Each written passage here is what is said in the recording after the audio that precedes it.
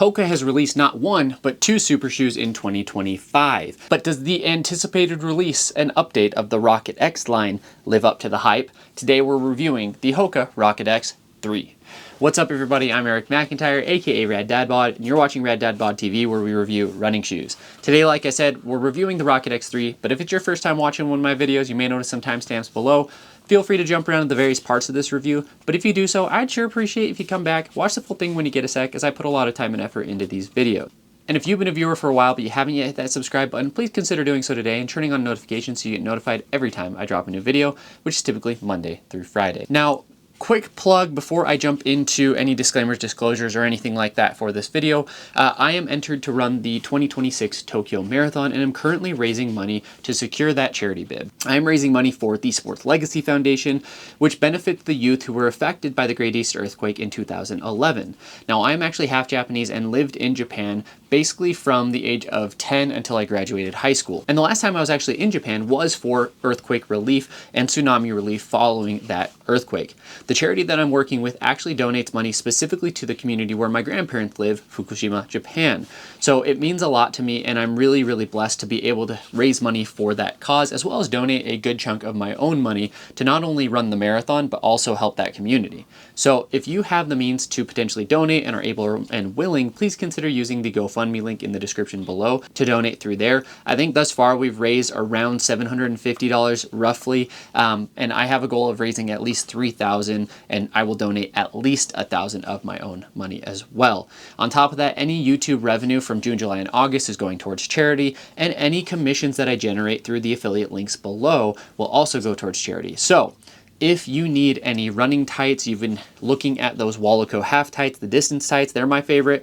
If you wanted to grab some of those, not only can you get 20% off, but it will also give me a kickback, which goes towards charity. And on top of that, if you need any running fuel, any gels, any pre-run drinks, anything like that, please consider using the link to Fuel Goods, as that will also generate a commission, which I will donate towards charity. Now, quick disclaimers and disclosures for this shoe. Honestly, there are none other than I have received shoes from Hoka in the past for the purpose of review. That being said, this shoe I purchased with my own money. Now, when I am provided shoes, I'm never paid for review. I'm not given talk tracks, talking points, and no one watches my videos beforehand. So all thoughts are my own, and that is true, again, still with this shoe. Now, as far as intended use of the Rocket X3, this is a racing shoe, right? It's not a 5K to 10K shoe. Sometimes I'll see those graphs on Instagram. It's like, if it is a super shoe, unless they specifically call it out, it is for the marathon. Not only that, but it's meant to go fast in the marathon. So that's how we're gonna evaluate it today. Now, from a price standpoint, the shoe comes in at $250. And honestly, with most super shoe prices nowadays, that's, I'm not gonna say affordable, but it's lower than a lot of the other options on the market. I think baseline price for most super shoes, most brands nowadays, is about $275. Then from a spec standpoint, the shoe comes in at 7.3 ounces, which is 210 grams, which is a good weight for the most part for a super shoe. It's not going to be the lightest on the market. It's going to kind of fit there in the middle somewhere, but still it's a respectable overall weight for a shoe. And then as far as stat goes, you got 40 in the heel, 33 in the forefoot for a 7mm drop. Hoka has recently switched a lot of their shoes over to 7mm drops. So something to consider. You know, I think traditionally Hoka sits around the 5mm, so if you were expecting 5, don't expect 5 here. Now, from a fit perspective, the shoe fits true to size lengthwise. I wear a 10.5. This is my standard 10.5 and it fits great. And then from a width standpoint, I would say there's a snug overall midfoot. The toe box for the most part is a standard fitting toe box, and then I would say it's actually a standard overall heel. So really you're just gonna feel a little bit more snug through the midfoot area, but for the most part fits more standard overall. Moving to the upper is this, what they're calling a single layer engineered mesh, right? And so it's not going to be kind of that plasticky material that you'll find on the Rocket X or the Cielo X1 2.0. It's going to be this really, really lightweight, breathable mesh, which to me is really, really nice because it gives you some really good structure. And then you do have some good lockdown in that midfoot area just because, well, it's fairly snug in that midfoot area. The tongue itself is another just kind of almost like a ribbed mesh of some type, and it's not gusseted at all. I haven't had any issues with the tongue shifting around, but that is something to call out, and I do feel like You know, I know they're probably just trying to not sacrifice, but save some weight on the shoe. But honestly, like I feel like a gusseted tongue should be the standard, especially in 2025. There's a little bit more of a traditional heel cup in this shoe. So, you know, it's soft, but it is structured. And then you have the nice Achilles flare or heel flare there as well. Padding in the heel is going to be kind of medium to lightweight. It is a very comfortable overall upper, right? You can get some really nice lockdown. You're not going to shift around. It's going to breathe really, really well. It's got nice cushion in all the right places. And I think that comfort is just a really nice theme for this shoe overall. And it's interesting because I did the comparison of the Rocket X2 versus the Rocket X3. The Rocket X2 is comfortable underfoot, but I feel like it didn't really prioritize like the classic Hoka comfort throughout the shoe. Hoka has found a really nice balance in the Rocket X3 to me of that comfort, yet still maintaining lightweight breathability and race capability. So really, I'm a pretty big fan of this upper. You know, sometimes when you go this breathable, you sacrifice some of the lockdown, and I think Hoka, again, really struck a good balance of minimalism, speed, breathability, while still giving good structure and comfort. Moving to the midsole, you actually have a dual layer or dual density PIBA based midsole with a winged carbon fiber plate running throughout the layers. So Hoka, they're both going to be PIBA, but you're going to have a softer, more responsive, squishy layer up top, and then you're going to have a firmer, but not firm, like still a soft, but firmer layer on bottom. Something really interesting about this foam right off the bat is that the sidewall, especially in that medial side, it goes up pretty high. So naturally, this is going to be a pretty stable overall shoe when it comes to overpronation. That and the base of the shoe with that cutout right through the middle, you know, there's some elements of stability shoes, the wing carbon fiber plate as well.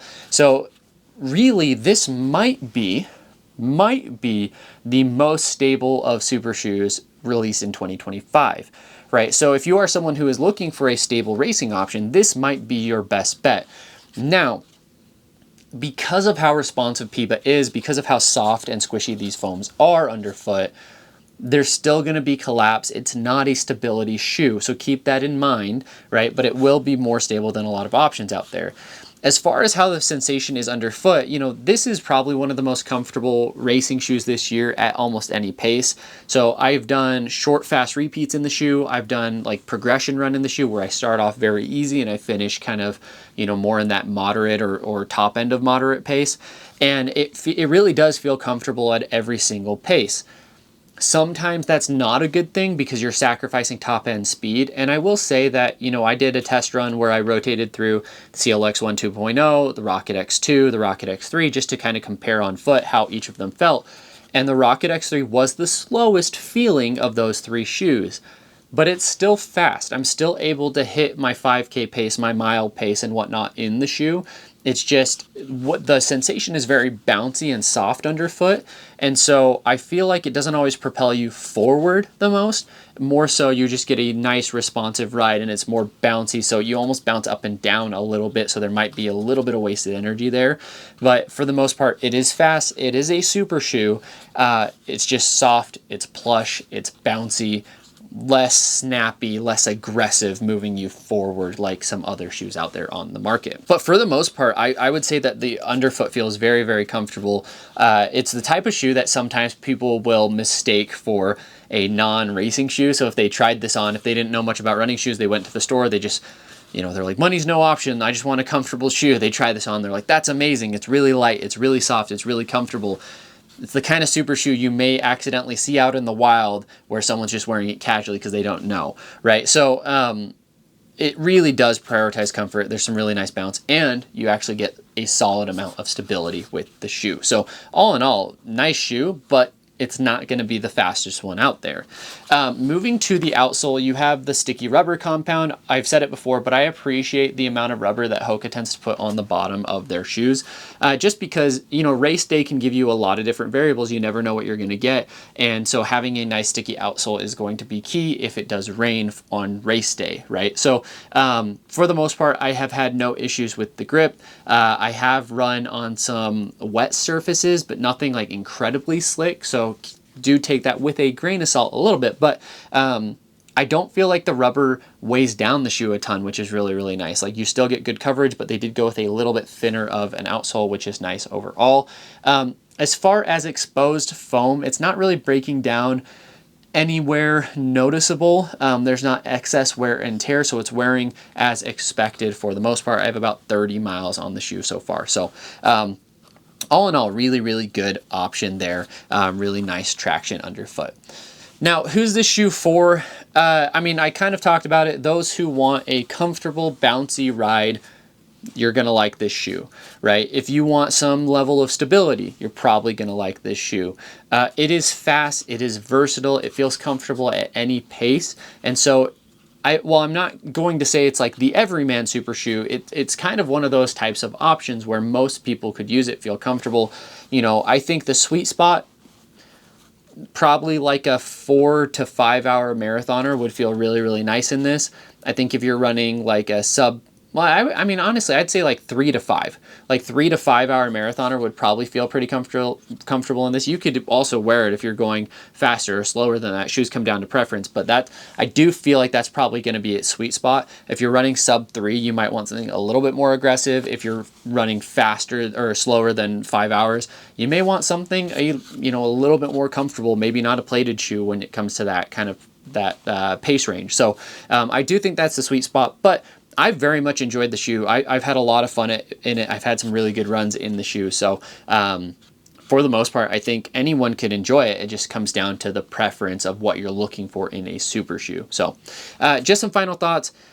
Hoka, 2 super shoes in 1 year. Both the shoes, to be honest, like, maybe not your like 1A super shoes, like they're not going to be like the premier options out there, but really, really solid releases. I've enjoyed both of them, and running in the Cielo X1 2.0 the other day for comparison purposes, like I you know, made me want to run more miles in that shoe, right? I ran in this one this Saturday. I'm going to run in it again on tomorrow and do some fast running in the shoe. Genuinely enjoying all my miles in it.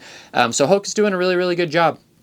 Hoka, though, for like the daily trainer market, it seems to be struggling a little bit. So, you know, I think some of the things they're doing in their race shoes could maybe translate into the daily training. We had this whole Hoka girly boom, right, where so many people were wearing Hokas casually, a lot of nurses, a lot of teachers, a lot of people who were just generally on their feet for long periods of time, a lot of new runners, right? Hoka, for a long time, most of my running shoes were Hokas before I started getting into reviewing, and I genuinely enjoyed the shoes. But it does feel like their daily trainer line has gone a little bit stale. So curious to see what we'll see from them in 2026. More releases are coming. The Mach X3, I'm hoping to be able to review. We'll see. So if I do, seems like it's pretty similar to the Mach X2, just that the upper has changed, and the upper was a big knock on the shoe last year. So we'll see how that goes. But anyway, if you watched this far, I sure appreciate you. Let me know in the comments what questions you have about the Rocket X3, or what I could be doing better to make these reviews more entertaining, more educational for each and every one of you. Again, quick plug. If you have the means, if you're willing and able to donate, help me raise money for the Tokyo Marathon charity, specifically the Sports Legacy Foundation, which benefits the youth from the Great East Earthquake back in 2011. I would sure appreciate it. We've got a long way to go in fundraising. I'm going to be putting down that payment at the end of this week if you're watching this video on release day or on release week, and so we're committing to it, you know, but I'd love to be able to raise the money, and if anything comes in after the fact and if we end up raising excess, I'll donate to additional charities, and you can see all of that happen on my weekly vlogs, which I release on Monday. So again, if you watched this far and you haven't yet hit that subscribe button, please consider doing so today and turning on those notifications. And lastly, I'll leave you with a question, which is, what do you look for in a super shoe? Do you want the bouncy, comfortable support, or do you want something that feels very aggressive and fast? Let me know in the comments below. Thanks, everybody.